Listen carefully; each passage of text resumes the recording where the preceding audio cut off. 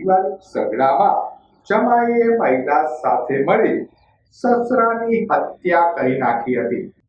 શહેરના ચિત્રા બેંક કોલોનીમાં રહેતા ગોરધનભાઈ તળસીભાઈ દલસાણિયા ઉંમર વર્ષ 52 જમાઈ રાકેશભાઈને સમજાવવા ગયા હતા। જે અંગેની દાજ રાખી રાકેશ, તેની માસીની દીકરી પારુલબેન સોલંકી અને હેતલબેન મકવાણાએ ગોરધનભાઈના ઘરે ધસી આવી લાકડાની શેટીના પાયા વડે માર માર્યો હતો।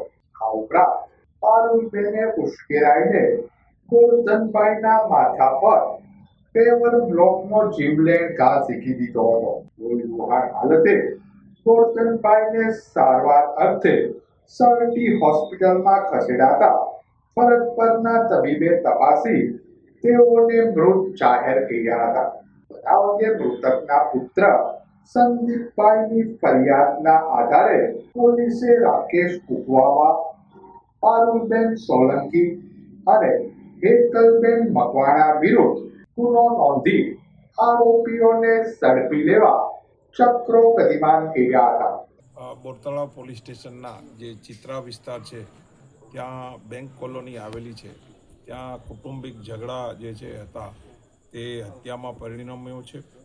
તેની હકીકત એવી છે કે ગોરધનભાઈ જે છે, ગોરધનભાઈ તળસીભાઈ ઉંમર જે છે આશરે 52-54 વર્ષના છે। તેના દીકરી જમાઈ જે છે તે હીરાના વ્યવસાય સાથે સંકળાયેલા હતા। અવારનવાર જતા હતા, નહીં જતા હતા। તેનું મન દુઃખ રાખી આજે જે મરણ જનાર જે છે તેની દીકરી અને જમાઈને બી સમજાવતા હતા। એ દરમિયાન ઝઘડો જે છે ઉગ્ર બનતા જે છે તેને માથાના ભાગે ઈંટડું મારેલું છે અને ત્યારબાદ 108માં સરટી હોસ્પિટલે દાખલ કરવામાં આવેલા અને સારવાર દરમિયાન તેનું મૃત્યુ નિપજ્યું છે। પોલીસ દ્વારા લાશનો કબજો લઈ ઇન્ક્વેસ્ટ ભરવાની કામગીરી હાલમાં ચાલુ છે, તેમજ તેના જે છે દીકરા તેને બોલાવી તેની પૂછપરછ કરી અને તેની ફરિયાદ લેવાની કામગીરી હાલમાં ચાલુ છે।